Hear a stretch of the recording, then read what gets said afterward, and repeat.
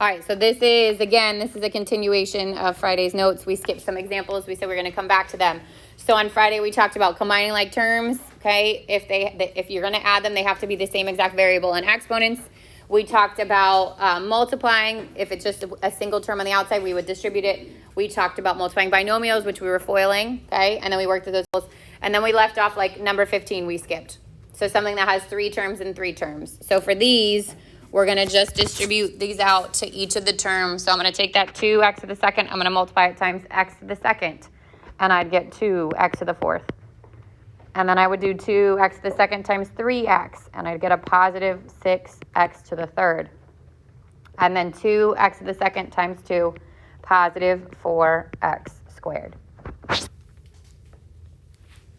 Then I have to repeat that process with the second term. So my negative x gets multiplied by x squared, and I get negative x to the third. Negative x times 3x, negative 3x squared, and negative x times 2, negative 2x. Then repeat it one more time with the 4. 4 times x squared, 4x squared.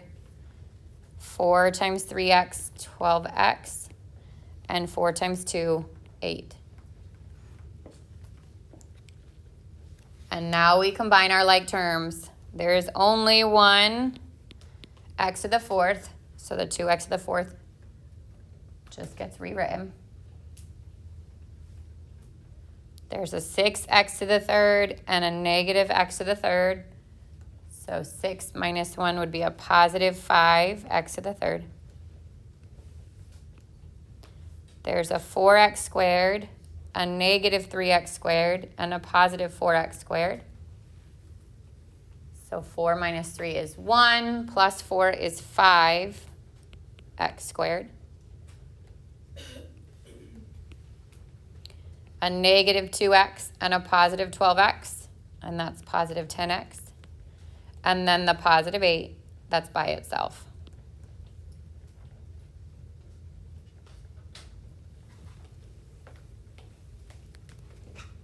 Okay, then we talked about our special products. So if they were the same terms, but one had a plus and one had a minus in between, then we can do the shortcut, which is a squared minus b squared. If it was a perfect square, or the square of a binomial, which are these two, then the shortcut is square the first one, square the last one, which will always be positive, and then double the product, and that's where you want to pay attention to your sign, because if it's a plus between, it's going to be positive. If it's a minus, it's going to be negative. And then the a plus b to the third, or a minus b to the third, and that pattern is the first term cubed and the last term cubed all the way at the end, and that sign takes on the characteristics of the second sign, so pay attention to it. And the second term's sign, sorry. And then it is 3 times the first term squared times the second term, and then 3 times the first term to the first and the second term squared. We also said that if you forget that pattern, you just want to expand and multiply it out, because honestly, like that last one is not that big of a shortcut. It's hard to remember. Okay, we skipped 17 and 19 on this slide. What do I do with 17?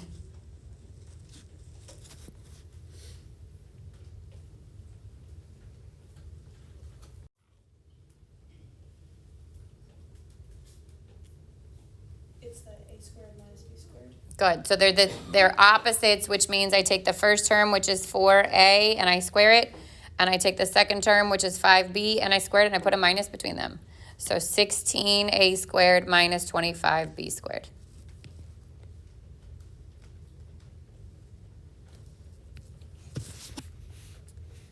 (19) is my square. So I can rewrite this next to it. What I cannot do is distribute that square.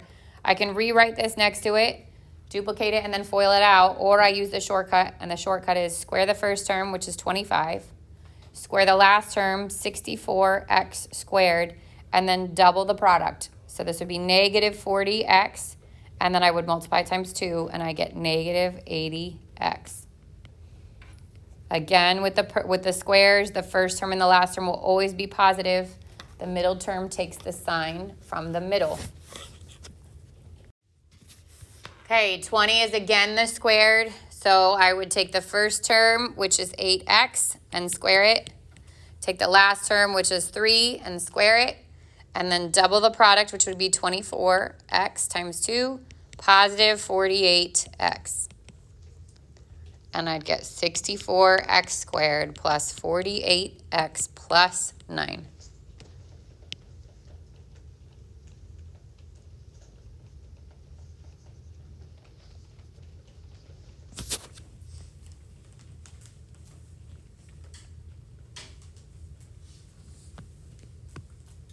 And we skipped 22. So shortcut, I'll work it out first, but then we'll talk about what else you could do if you don't remember the shortcut. So shortcut is the first term cubed.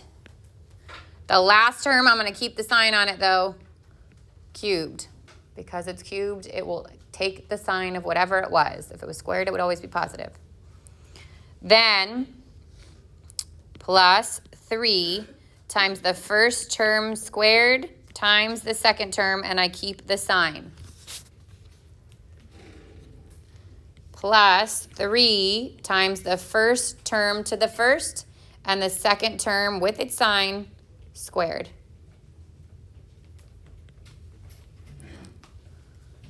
So x to the third is x to the third. Negative 2 times 3 is going to give you a negative 6x squared for the second term. Negative 2 squared is going to give you 4. Times 3 is 12x. And negative 3, or negative 2 to the third is negative 8. So if you remember the shortcut, it's going to save you time, but it is a complicated shortcut. So the other option is just to expand and FOIL it. Sophia. Sure. X minus 2 times x minus 2 times x minus 2.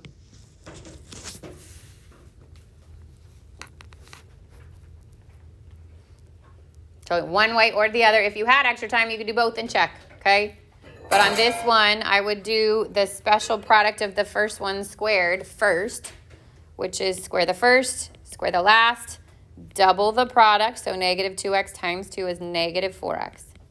That's the result of the first two. And then you have to multiply it times the x minus 2. So x squared times x is x to the third. X squared times negative 2 is negative 2x squared. Negative 4x times x is negative 4x squared. Negative 4x times negative 2 is positive 8x. Positive 4 times x, positive 4 times negative 2. And then we combine our like terms.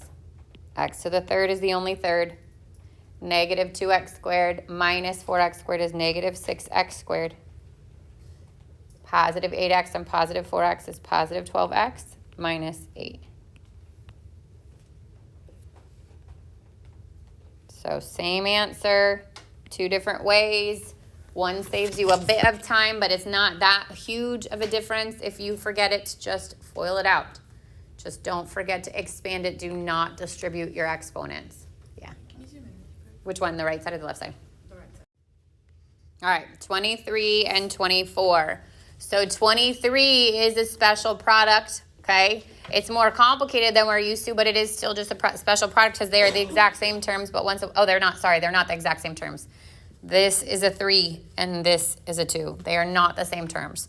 If they were, we could use the shortcut. Because they're not, we're going to actually FOIL this out. So 3a times 3a to the third is 9a to the fifth.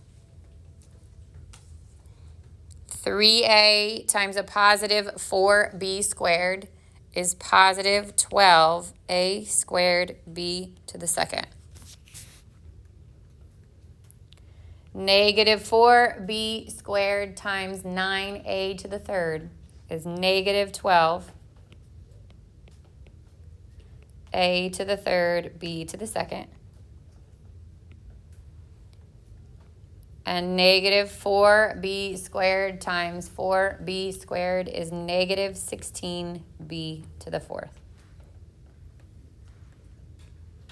Now those middle terms do not have the same exponent, so you leave it the way that it is. You cannot combine those.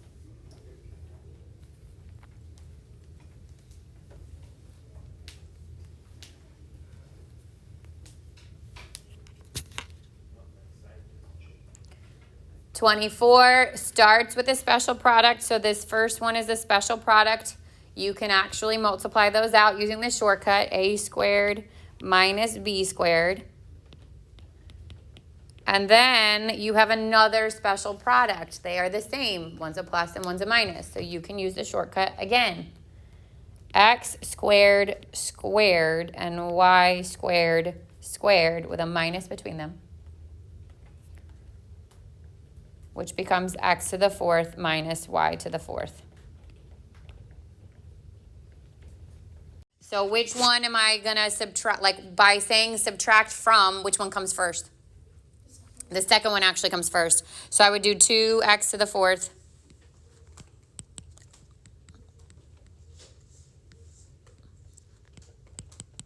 minus 10x to the third minus 4x minus negative 7x to the fourth plus 5x squared minus 1. Now the minus, the negatives are where you have to be really careful with your sign, because that negative is now going to change every term after. So this becomes 2x to the fourth minus 10x to the third minus 4x. A negative and a negative is a positive, 7x to the fourth. A negative and a 5x squared becomes a negative 5x squared. And a negative 1 becomes a positive 1.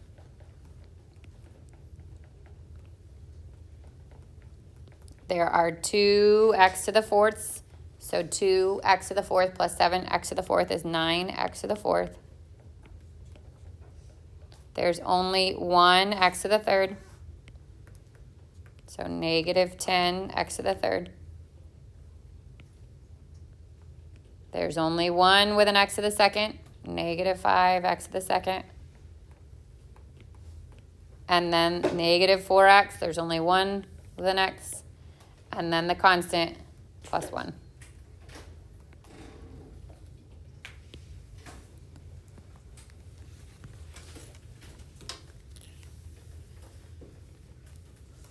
Questions on anything from P3 or even before it? Because we've got one more short section to go, but this is what your test is going to cover, all that stuff.